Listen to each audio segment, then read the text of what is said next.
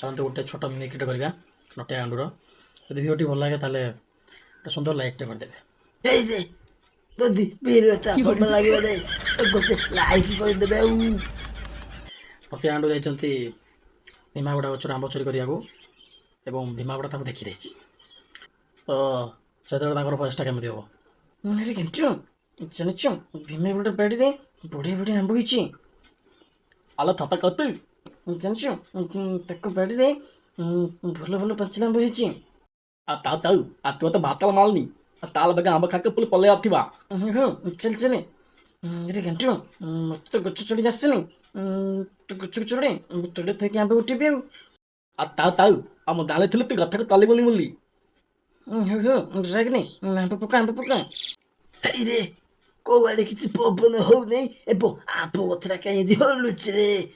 ଏ ବାଳୁଙ୍ଗା ତଳିଆକୁ ମୁଁ ଆମ୍ବ ଗଛରେ ପଶିକି ଆମ୍ବ ଖାଉନାହାନ୍ତି ତ।